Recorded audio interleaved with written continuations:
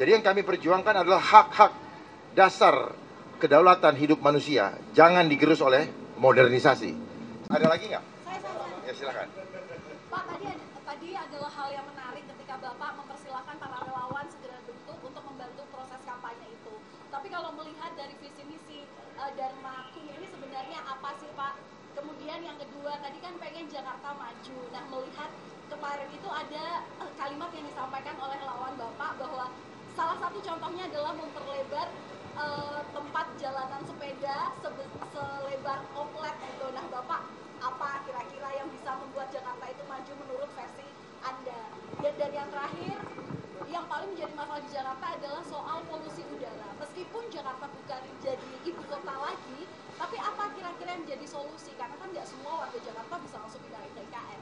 3 pertanyaan itu aja, Pak. Mungkin untuk itu teknis ya. Teknis kami simpan dulu, nanti pada saat waktunya tepat kami akan sampaikan. Ya. Karena kalau kita sampaikan di sini, yang terjadi adalah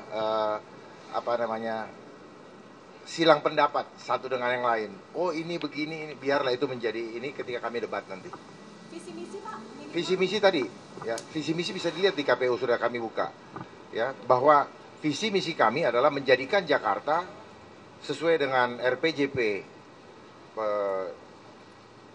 daerah khusus Jakarta, menjadikan Jakarta pusat perekonomian nasional dan kota global yang mandiri, makmur, harmoni, dan beradab.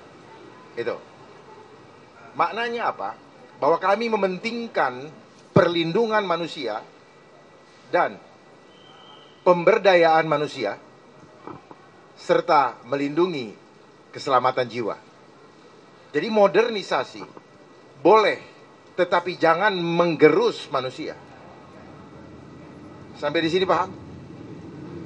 Seperti yang selama ini kita sibuk mempersoalkan kenapa banyak yang di PHK. Modernisasi tidak boleh menggusur, menggerus kehidupan manusia. Ya. Paham ya? Supaya paham ini maknanya.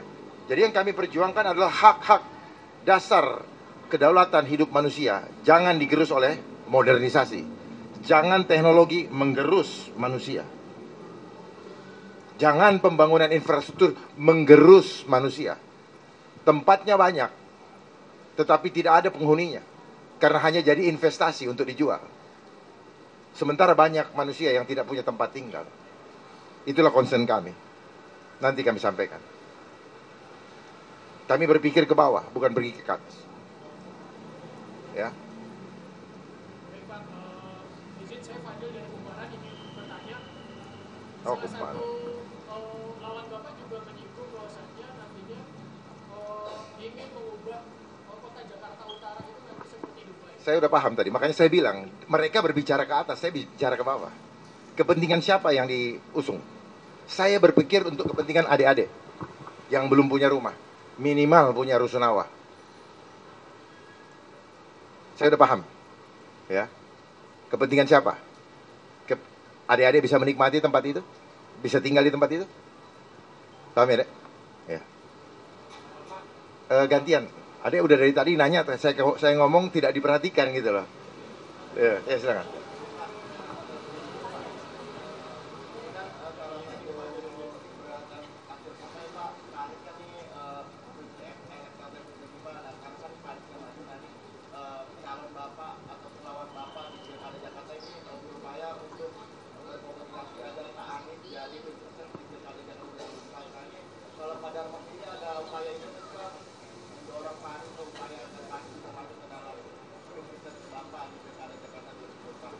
Ya, pada intinya begini, siapapun yang mau berjuang untuk rakyat, mari bersama-sama.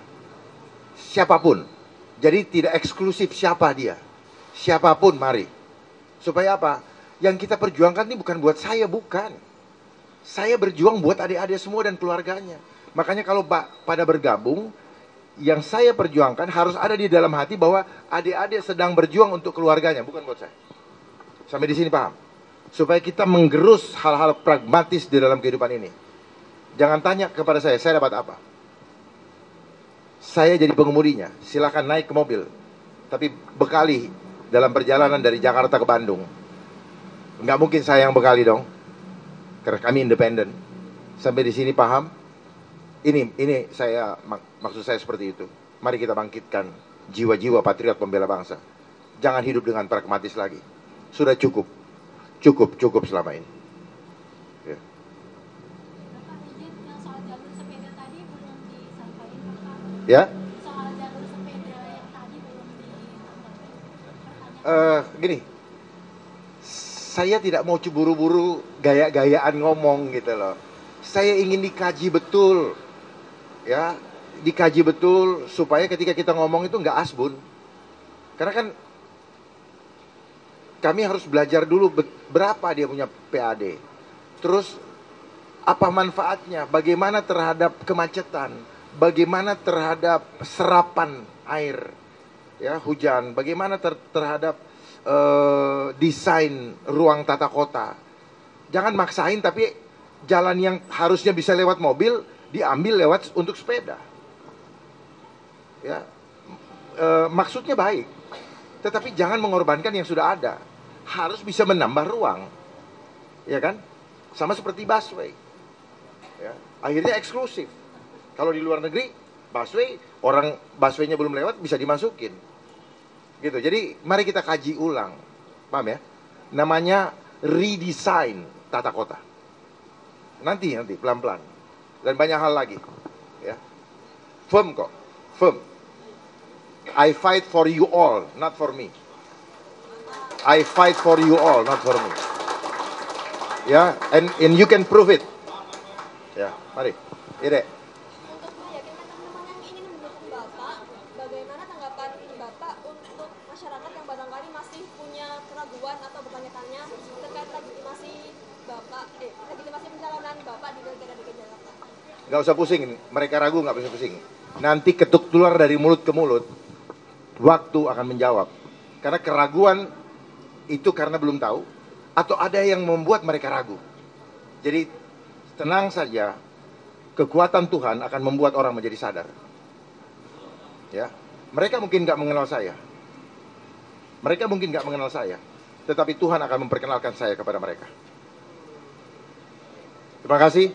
Wabillahi taufiq wal hidayah. Assalamualaikum warahmatullahi wabarakatuh. Mungkin Pak Kun ada sambahan sedikit? Ya. Baik. Ya, saya ingin menyoroti, ya, tadi kan disebutkan bahwa kita berjuang untuk adik-adik semua, ya, bahwa tantangan ke depan ini luar biasa. Kalau adik-adik ini ada yang bekerja tetap gak di medianya? Nah, sekarang jenis pekerjaan tetap itu sudah mulai menurun secara drastis. Banyak pekerjaan-pekerjaan baru seperti pekerjaan outsourcing maupun pekerjaan kemitraan. Dan para pekerja kemitraan ini tidak diperlakukan sebagai pekerja.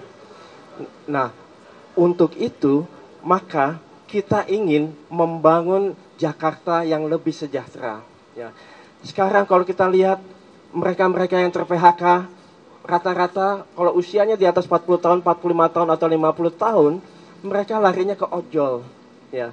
Dan jumlah ojol ini sangat meningkat tajam dari tahun ke tahun, ya. Jumlahnya sudah 2 juta bahkan lebih, ya. Dan ini kan menjadi suatu fenomena, ya Pak, bayangkan dengan tarif yang sangat kompetitif, ya. Dan yang kedua, biaya hidup yang sangat tinggi, dan yang ketiga, ya, mereka ini karena diperlakukan sebagai bukan sebagai pekerja tapi sebagai kemitraan, tidak punya jaminan sosial, jaminan pekerjaan dan yang lain-lain, yang tadinya dia bisa UMP, maka dengan hal ini dia hanya bisa mendapatkan pendapatan setengah dari UMP, padahal dia punya anak, dia punya istri dan lain-lain.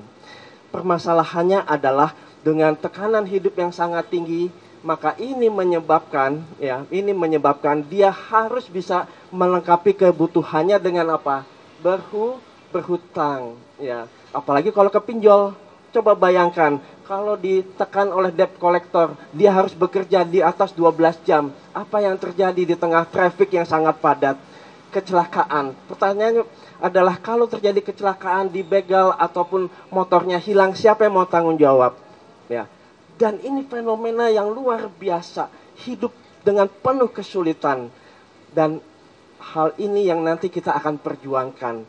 Mayoritas masyarakat Jakarta adalah pekerja.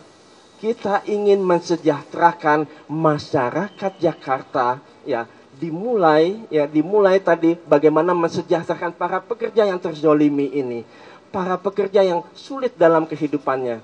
Nah, untuk itu marilah kita sama-sama, ya termasuk adik-adik ini, ya tantangannya sangat berat, apalagi dengan AI, dengan machine learning, deep machine learning yang bisa mereplace manusia, ya. Dan kita akan berusaha untuk tetap membingkaikan peri kemanusiaan kepada masyarakat Jakarta, kepada para pekerja yang ada di Jakarta. Mungkin itu demikian dari saya. Terima kasih.